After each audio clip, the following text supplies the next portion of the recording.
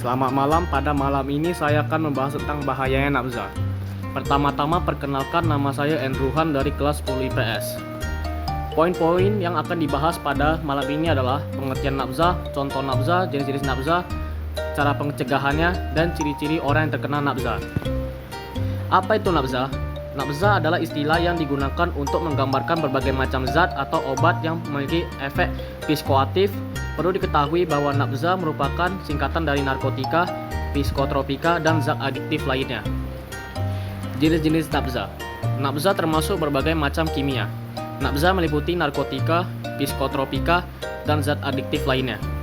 Apa itu narkotika? Narkotika adalah zat atau obat yang berasal dari tanaman atau bukan tanaman, baik sintesis maupun semi-sintetis, yang dapat menyebabkan penurunan atau perubahan kesadaran, hilangnya rasa, mengurangi sampai menghilangkan rasa nyeri, dan menimbulkan ketergantungan.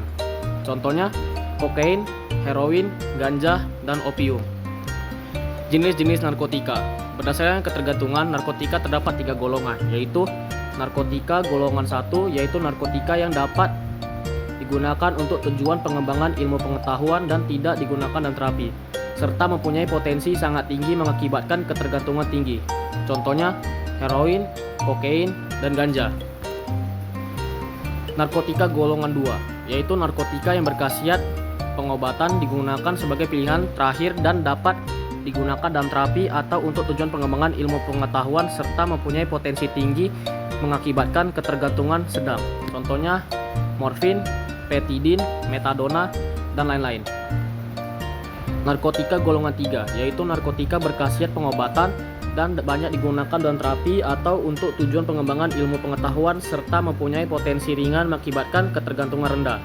Contohnya kodein, etilmorfin, dan lain-lain. Jenis-jenis nafza berdasarkan efek yang dirasakan. 1. Stimulan, yaitu efek yang meningkatkan aktivitas tubuh secara tidak normal. Contohnya kokain, sabu, dan kafein.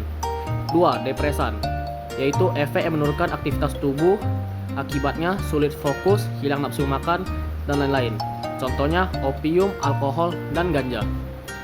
3. Halusinogen, efek yang membuat orang berhalusinasi melihat sesuatu yang tidak ada atau tidak nyata, merasa terlepas dari dunia. Contohnya LSD, PSD, dan psilocin.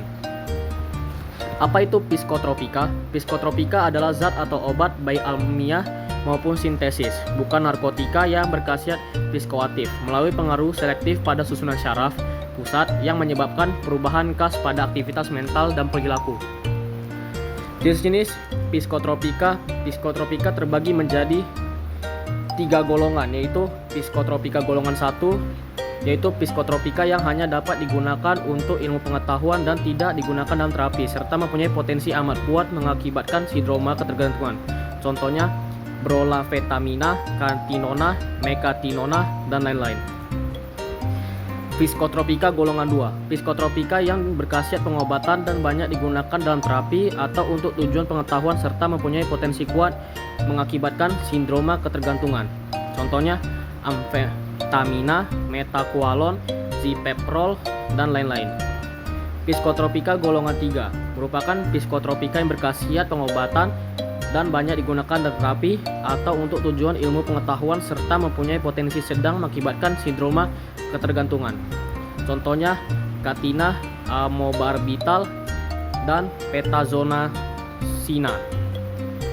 Psikotropika golongan 4 merupakan psikotropika yang berkhasiat pengobatan dan sangat luas digunakan dalam terapi atau untuk tujuan ilmu pengetahuan serta mempunyai potensi ringan mengakibatkan sindroma ketergantungan. Contohnya diazepam, estazolam, etinamat, dan lain-lain.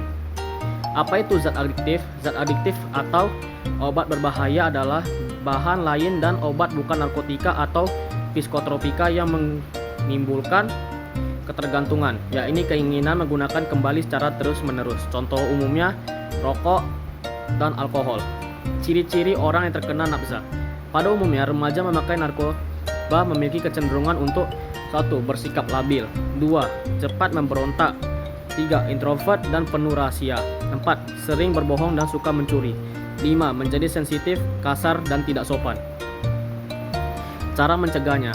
Adapun cara yang bisa dilakukan untuk mencegahnya adalah 1. Menghindari niat untuk mencoba. 2. Berani katakan tidak kepada teman yang mengajakmu. 3. Memberikan diri bekal ilmu berbudi pekerti.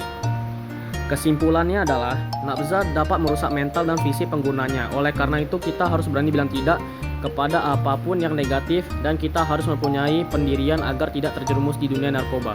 Stop nafza. Sekian dari penjelasan saya, semoga penonton mendapatkan informasi yang dibutuhkan. Jika ada kata-kata yang salah, berikan maaf. Sekian, terima kasih.